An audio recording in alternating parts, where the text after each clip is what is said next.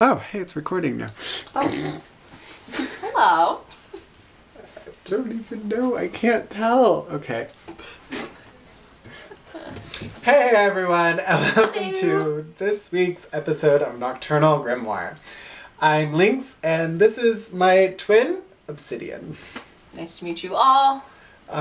She is my guest star-ish kind of thing on my show today. And it's actually going to be a 3-part topic. Giving you guys a lot of info. Because it's a very, very broad topic. This topic. We are going to talk about the paranormal. Spooks. Spooks, spirits, all sorts of things. Wonderful. Yes. So today's part 1 of paranormal stuffs is what is the paranormal? And kind of locations, I guess. Locations, what you might run into. Not everything is bad. It could be good. So we're going to basically cover types, in a sense, and where some types may be located, where they might not be located. Basically, just to give you an idea of what the paranormal is. Next 2 topics would be how to interact with the paranormal and how to protect yourself from the paranormal. So, look out for those. My twin will be on there too. Please. Because it would be very awkward to do the first part without her, and then the rest without her. So, yeah. Okay, so types of paranormal stuffs are things like your very basic ghosts. Ghosts may be sheets with holes in them. Yes. May not be ghosts per se, a spirit of a person. It could be a demon, the fae. Yep, I mean, fae. it's very, very broad spectrum. When we say demon, we're not saying Satan or anything like that. I mean, demon is just a very broad word for a darker entity, not necessarily fully evil. Negative. Yeah. A negative yeah. entity. That's. I was like trying to sit there going, what does malevolent mean? I'm not entirely sure it, I think. Maleficent. Yes. So then there's the fae, which are happier spirits. Mainly, they're very attracted to... They're very, very playful. They're childish. It's kind of in a sense, the invisible friend. Mm-hmm. The imaginary friend that your kids probably have, or what you had when you were a child. Most likely are commonly fae. They might not be all the time, but it's very common that they could be. They're the playful ones, the more mischievous. Not all of them have a good side to them, but... They're kind of like demons. They're a broader spectrum of the good. Yes. Not necessarily fully good. Yes. Just more mischievous, and they have... I don't know what... There's many types of fee. Some fee can be actually like the actual fairy type fee that people actually think when they hear fee, or something as like a giant. Mm-hmm. Gnomes, stuff like that. Because they are otherworldly. Mm-hmm. Then you also have the ideas of spirits. Now, spirits and ghosts and fey, they're all kind of different. Spirits are most likely going to be ones with messages or as a guide for you. Something. Spirit animals. Yeah, spirit animal, spirit angel, spirit of a past loved one. That's mostly where you're going to find a lot of your spirits, like what you're gonna find under the spirit category, are those kind of things. So between ghost and spirit, there's a major difference, but in some forms there isn't very much to where you can really go and identify them, I guess I would say. Yeah, there's a huge line between them, but then there's not. It's especially when it comes a gray area. Especially when it comes to like spirits or ghosts of deceased, of the deceased. Because a spirit of the deceased is probably most likely a loved one or someone that you have a connection to. But a ghost... those are also identified as... Yeah, but they're also Yeah. identified as ghosts, but they could all... But ghosts in some general forms probably won't be someone that you may know. So that's a good indication of which one would be which in some ways. But you can still use it as a ghost or spirit or whatever. It's an interchangeable word. The other thing is paranormal doesn't always have to be energy-based entities. Like all the topics that we kind of covered, all the types that we kind of covered earlier, are kind of more the energy-based kind of things. So things that most of us probably won't see, but will definitely feel around us at Energy times. hotspots. Yeah.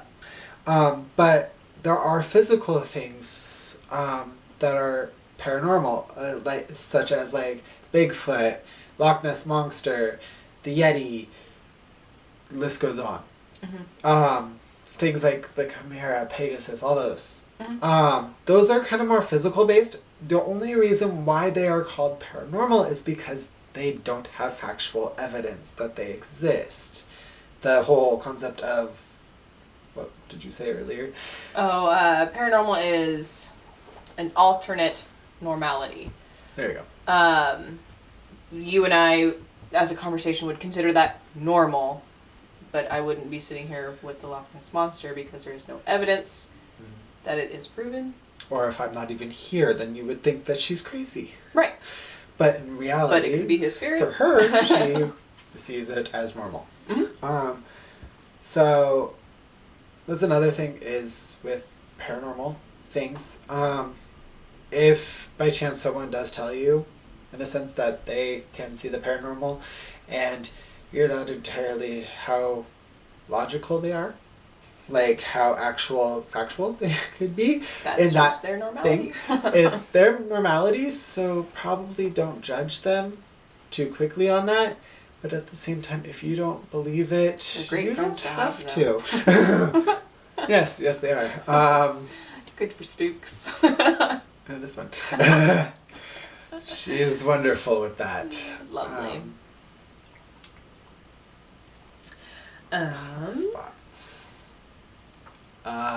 Hotspots. Things where you... These are kind of the places that you may most likely find something paranormal around it. Yes. Where you would probably find them. There are hotspots located in nature. Such as, we've talked to Stonehenge. The pyramids. Pyramids of Egypt, Aztec ruins. Graveyards. In some technicalities. That's all the energy just gets. It's basically an energy area, like a location on the earth or in the earth that has a major hotspot of energy, like energy that you can use.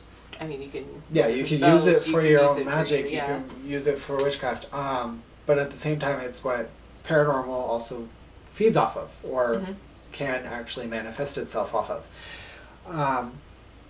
So that's half the reason why maybe the Loch Ness Monster to some people doesn't exist, but to some people it does, because Loch Ness Lake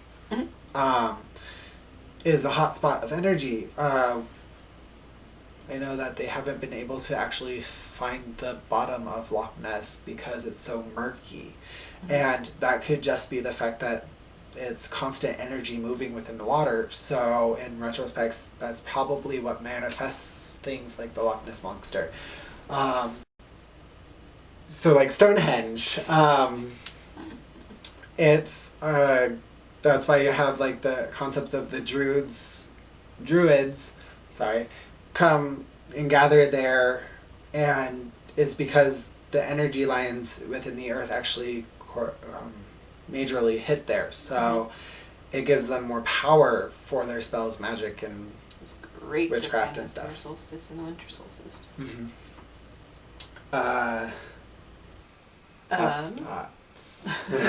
Hotspots. Yes, with hotspots, and it's not always things found in just nature, made by the earth.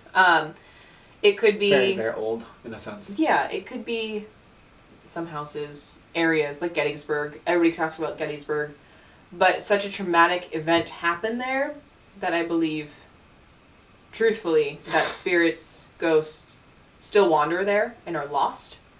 But not, like we were talking, not every house in Gettysburg is haunted.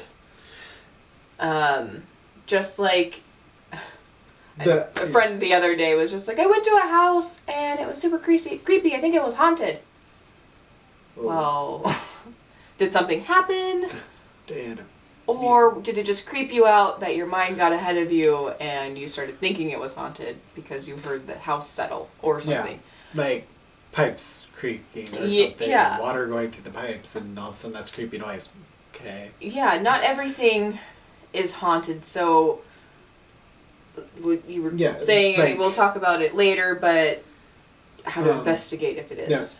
Yeah. Like the whole idea of not everything being haunted, and why we also both agree that in Gettysburg not every house is haunted, is because the fact that during the horrific event that happened there, there are probably some houses that weren't built then. There were probably buildings that haven't been built then. And there are houses that have been built then. But a house that could be brand spank new in Gettysburg could actually be fully haunted, but a house that wasn't new and is back when all that stuff happened might not be. A ghost may have passed through at one point in time. Ghosts do wander. They aren't attached to one place all the time. Some are. Paranormal in general. Paranormal is not stuck to a certain area. Some are. Some actually, like a haunted item. Loch Ness Monster is only really located in Loch Ness. Those kind of things are basically kind of centered in a certain spot. But there are wandering spirits everywhere. There are fae that jump from tree to tree. There are everything. They're everywhere, and it's literally just the fact that they're like you and me. They can move. It may not be. They're attracted to different energies. Yeah. You don't really know the actual reason why they would move or where they're going to go, but so they may not always be somewhere that you think they might be, just because, like she said with her friend, it's creepy. Ooh, it's creepy. I've been plenty of places that are creepy and not haunted. Not haunted. So the light flickered once in the basement. Oh, it's haunted. Yeah, that's another thing. Just because the light flickers doesn't mean that it's haunted. So those are kind of some of the major kind of things with hotspots with finding paranormal. If you're looking for paranormal, I guess I would say. Be warned though, if you were looking for it, you more than likely will find it, and you need to investigate any researched history. You need to know what you're up against. So don't just go into things blindly. Yeah, probably not a great idea. Get hurt. Or have something come after you. That's why there are such things as hauntings. Like actual shows based off of hauntings too. Is because they basically did stuff that they probably shouldn't have. But that's a whole nother topic. Exactly. That's the next part. Third part. No? Second. I don't know. It's either second or third part that we're In some order. cover. We're going to cover on. Let's see. I think that's about all. Yeah. That we'll cover for this part of the topic. I don't think we have very much else. Not until part 2 and 3. Yeah, because then we'll have a lot more to go. Anyway, I hope you liked this video. Tasty bit. Yes. Like, share, subscribe, all in the bottom down there. So that's all for today's episode. On the 15th, I plan on having my first episode of Moonlight Grimoire, where I'm going to be where I'm going to be celebrating the full moon with you guys. Not entirely sure what I'm going to be doing yet, because apparently I found out that there's also a moon viewing party that I am partly invited to. Yes, you are. On the 16th. So I might switch it to the 16th. I don't know yet, because I'll have more people on that if I wanted to. You may see me again. So, merry meet, merry part, merry meet again, my friends. Blessed be. Blessed be.